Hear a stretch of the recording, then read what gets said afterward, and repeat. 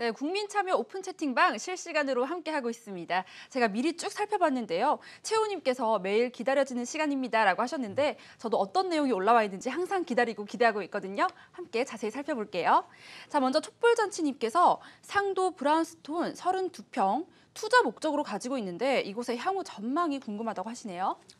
자, 이 상도동 같은 경우에는 아까 제가 이제 금방 이제 그 장승배기역에 있는 뭐 신동아 리버파크도 제가 이제 설명을 드렸었는데 이 상도동 같은 경우는 상대적으로 강남 접근성이 아주 좋습니다. 이 강남 접근성이 좋고 상대적으로 강남 접근성에 비해서 좀 가격이 좀 낮게 형성이 되어 있는 지역이거든요. 자, 바로 이제 가성비가 좋은 지역이죠. 자, 거기에다가 이제 용산이랑 또 인접해 있는 지역이에요. 최근에 이제 뭐 용산 같은 경우는 용산의 뭐 마스터 플랜이라던가 이런 그 여러 가지 지금 개발 호재들이 지금 속속 좀 나오고 있기 때문에 용산의 개발 호재와 함께 한 단계 좀 더 가격에 추가적인 가격 상승이 여러 개 남아 있다라는 거죠. 그래서 지금 이제 보유하고 계신 상도 브라운스톤 같은 경우에는 좀 보유를 하시는 것이 좀 더 바람직하다라고 좀 답변드리겠습니다.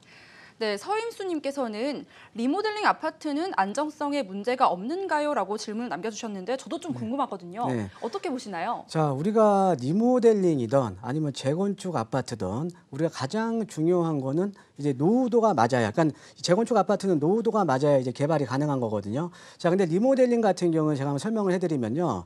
자, 리모델링은 15층 이상은 3계층이 중축이 가능해요. 자, 근데 15층 미만, 그러니까 14층 이하는 2계층이 중축이 가능합니다. 자, 우리가 일반적으로는 14층이면 좀 더 높게 올라가야 되는 거 아니야? 이렇게 생각을 하시는데 그 이유가 뭐냐면요.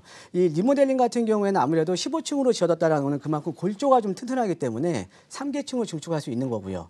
이 15층 미만, 14층 이하는 2계층을 중축한다는 거는 15층짜리보다는 아무래도 상대적으로 골조가 좀 튼튼하지 않다라고 여기기 때문에 2계층을 이제 중축을 하는 겁니다. 그래서 어떻게 보면은 이 리모델링이 들어가더라도 그런 구조 안정성에 대해서는 어떻게 보면 체크를 다 하고 들어가는 거기 때문에 크게 걱정하지 않아도 될 것 같고요. 자, 근데 이 리모델링이 가지고 있는 가장 큰 단점은 어떻게 보냐면 그 가장 큰 단점은 골조를 그냥 그대로 내버려두고 지금 이제 아파트를 올리는 거잖아요. 그렇기 때문에 아무래도 이 공간에 대한 활용도 면에서는 상대적으로 약간 좀 떨어진다라고 이제 보시면 되겠습니다.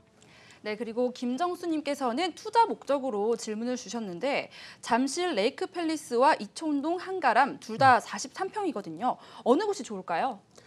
자, 잠실 레이크 팰리스, 그다음에 이촌동 한가람 아파트. 자, 이렇게 보시면 될 것 같아요. 아까 제가 말씀드렸듯이 강남권 같은 경우에는 지금 재건축에 대한 규제가 강화가 되고 있고, 자, 거기에다가 입주 물량들, 특히 송파권 같은 경우는 올 연말부터 지금 헬리오시티라는 입주 물량이 지금 예정이 되어 있습니다. 그럼 당연히 입주 물량이 많아지고 재건축에 대한 규제가 강화가 되고 있는 가운데 당연히 이제 강남권 같은 경우는 단기적으로는 좀 약세를 뜰 수밖에 없거든요. 근데 상대적으로 우리가 강남 재건축에 비해서 강북의 재개발 지역들 같은 경우에는 규제 자체가 상당히 느슨하기 때문에 지금 투자자들의 유입이 계속되고 있습니다. 자, 우리가 정책에 대한 변화라든가 시장이 변화하게 되면 지역적으로도 어떻게 보면 투자에 대한 대상이 달라진다라는 거죠. 그런 면에서 보면 지금 레이크 팰리스보다는 이촌동에 있는 한가람 아파트로 매수하시는 것이 바람직하다라고 좀 답변드리겠습니다. 네, 이렇게 대표님 의견 들어봤고요. 전화 연결이 부담스럽거나 빠른 답을 원하시는 분들은 계속해서 채팅에 참여해 주시면 좋을 것 같습니다.